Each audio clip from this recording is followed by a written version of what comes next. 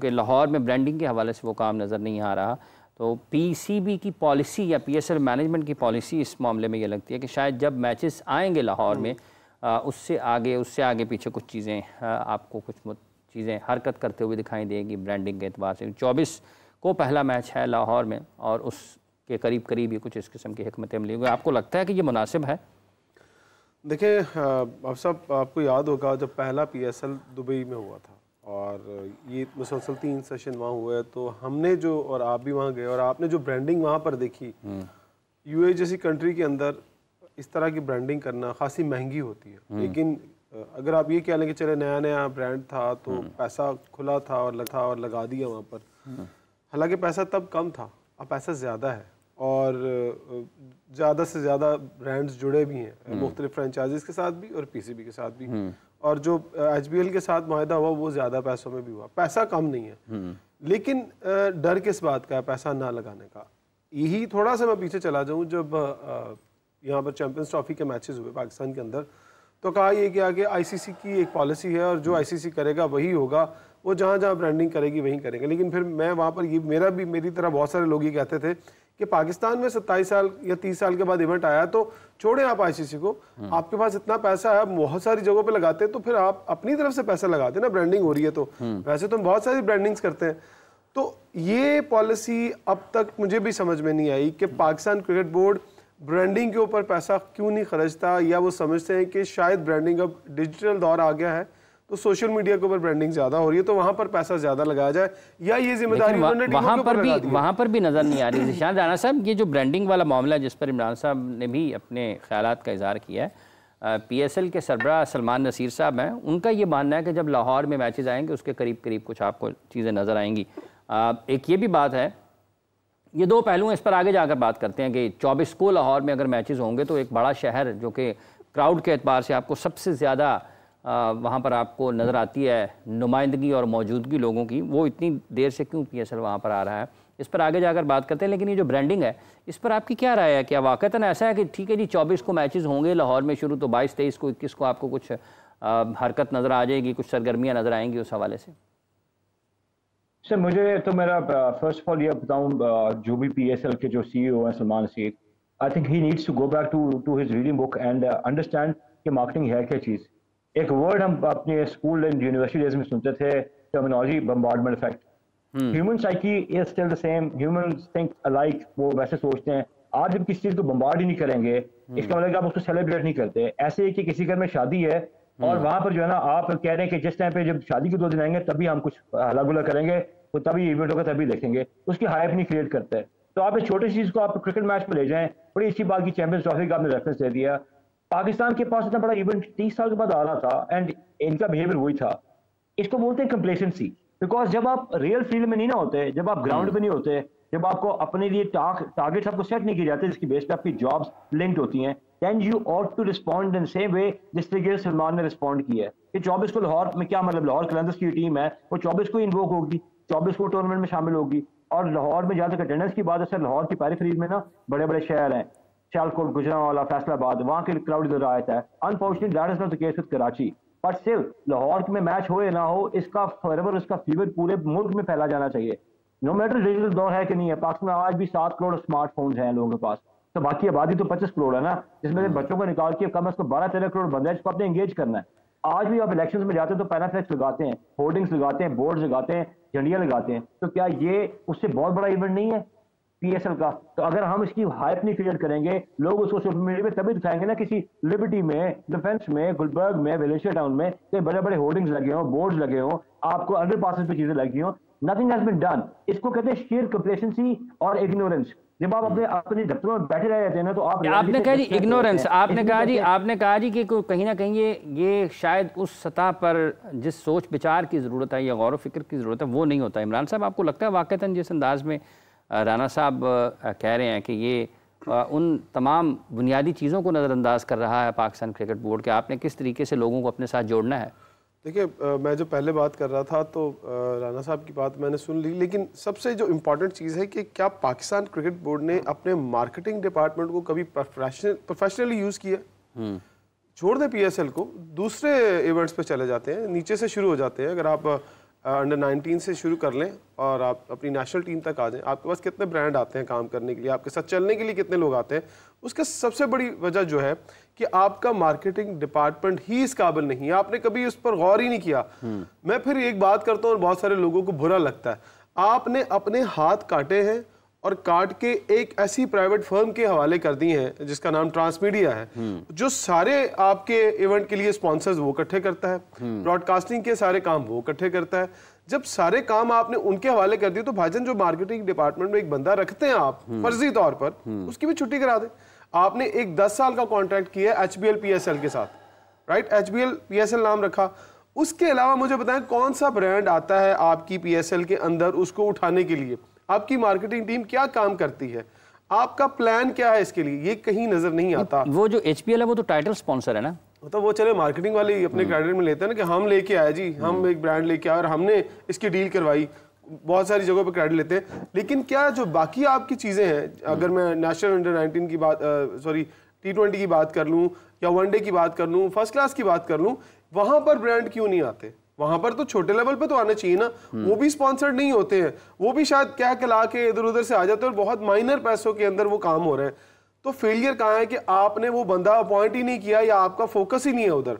आपने कहा ठीक है 10वां एडिशन चल रहा है, इसके बाद फिर से दोबारा से सारे जुड़ेंगे, दोबारा से प्लानिंग करेंगे, लेकिन आपको कहीं ना कहीं ब्रांडिंग करनी चाहिए। दूसरी तरफ फ्रेंचाइजेज भी आपको क्या कहीं सिंसियर दिखाई देती हैं?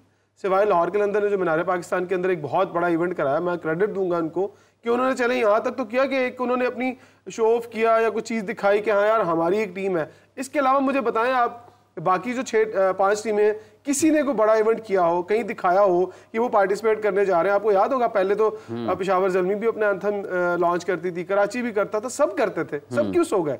इसका मतलब है कि जो अली तरीन बात कर रहे हैं उसके पीछे को गहरी बात जरूर है कि सब नाराज हैं। और क्यों नाराज हैं? वो कहते हैं हमारा पैसा ही सिर्फ लगेगा सॉरी, तो क्या PCB क्यों अपना पैसा इन्वेस्ट नहीं कर रहा? राणा साहब, ये जब हम बात करते हैं इस मामले पे, जिस तरीके से अभी एक जो एक्टिविटी है अगर वो नहीं हो रही है और पाकिस्तान क्रिकेट बोर्ड की सतह पर कहीं ना कहीं उस मामले में कुछ कोताही नज़र आती है या गफलत है, चूँकि सख्त अल्फाज हैं, लेकिन बहरहाल अगर लोग जो स्टेक होल्डर्स हैं अगर वो भी बात कर रहे हैं तो कहीं ना कहीं आपको लगता है ना कि वो तवज्जो नहीं है। तो चूँकि ये 10वां सीज़न है, आपके ख्याल में फिर 10वां सीज़न कैसा होना चाहिए था? कुछ तब्दीलियाँ तो हैं कि वो फैंस के लिए रख रहे हैं, उनको इनामात दिए जाएंगे, उनको इंगेज किया जाएगा, उनको मुतहर्रिक किया जा रहा है अपने साथ जोड़ने के लिए और स्टेडियम में ज़्यादा वक्त गुजारने के लिए। तो आपके ख्याल में कैसा होना चाहिए था फिर 10वां एडिशन? तो देखिए इसका ना it is a combination of a lot of things, ये इंटीग्रेटेड चीज़ें सारी की सारी। आपका स्पोर्ट्स कल्चर क्या, क्रिकेटिंग कल्चर क्या, क्रिकेटिंग रिजल्ट्स क्या आ रहे हैं, आपकी नेशन किस साइड पे जा रही है in terms of this sport, और फिर उसकी जो गवर्निंग बॉडी है वो एपिसेंटर होती है हर बुरी प्रैक्टिस का। सो देखिए, I will not blame this franchises, why I would not blame them. मैंने आपको पहले भी अर्ज करने की कोशिश कर रहा हूँ कि ROI जो है ना, return on investment is very important to any business model.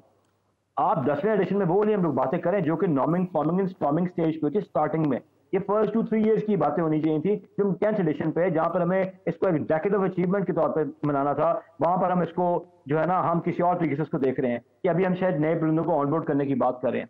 हाँ, मैं हमेशा एक बात करता हूँ, they don't have the plan from the beginning with and in mind. जब आपके ज़हन में हर दूसरे दिन एक नया चुटकुला आ जाएगा ना और आप अपनी एक्चुअल प्रोसेस को भूल जाएंगे, यही होगा।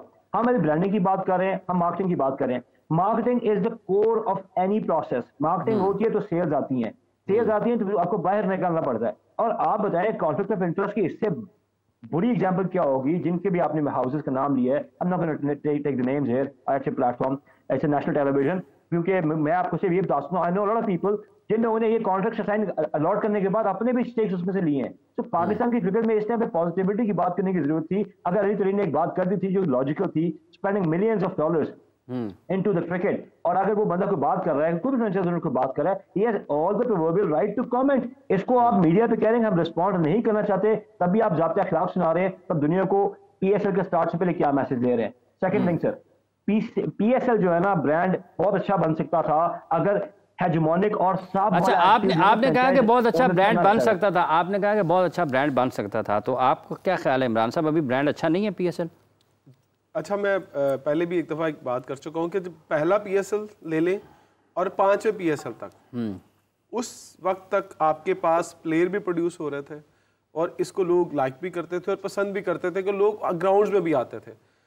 जैसे ही 5वां एडिशन खत्म हुआ, ग्रेजुअली नीचे आना शुरू हो गया। आप अब ये समझ लें कि आप पूछ रहे थे ना कि 10वां एडिशन है, तो मैं कहूँगा पहला पहले नंबर पर था और 10वां 10वें नंबर पर है। आप पहले 3 सॉन्ग उठा के देख लें जो सीटी बजेगी। मुझे पता है सीटी बजेगी के बाद आपके जहन में कोई सॉन्ग अभी याद हो, आपको पता हो। शान भाई आपको पता है कोई आपको पिछले 8, 9, 7 बार पता हो, कोई याद हो? मुझे तो नहीं याद। एब्सोल्युटली आपने वो उसकी नब्ज पे हाथ रख दी है। जैसे आपकी क्रिकेटिंग स्टॉक मुझे पता ही नहीं है जब कि यार हाँ कौन सा एडिशन किस गाने पे था, एक ही याद है सीटी बजेगी। वही इम्पैक्ट है। अगर आप उस इम्पैक्ट को लेके चलते तो आज वाकई पीएसएल एक ब्रांड होता और दुनिया में इसकी धूम होती और लोग चाहते कि यहाँ के खेलते। और दूसरा सबसे बड़ा एलिमेंट है कि आपके स्टारिज्म खत्म हो चुका है। आपका कोई ऐसा स्टार ही नहीं। कौन किसको देखने आएंगे आप बताएं? क्या हसन नवाज को देखने आएंगे, खुशदिल शाह को देखने आएंगे, इनकी परफॉर्मेंसेस देखने आएंगे? वो तो एक ठप्पा लग चुका है कि जो पीएसएल में परफॉर्म करता है आप उसको पाकिस्तान खिलाते हैं, उसके बाद वो नेशनल टीम में जाता है, वहाँ फ्लॉप हो जाता है। इसका मतलब आपकी जो T20 पीएसएल का जो फॉर्मेट है वो इस काबिल ही नहीं है कि आपके प्लेयर प्रोड्यूस कर सके। जो प्लेयर आते हैं वो वही आते हैं जो डोमेस्टिक में खेलते हैं, और डोमेस्टिक में वही आते हैं जो फर्स्ट क्लास के सिफारशी कल्चर से आते हैं। तो आपके पास है क्या बेचने के लिए? जब बेचने के लिए कुछ नहीं है तो फिर फ्लॉप ही होगा ना। जी राणा साहब।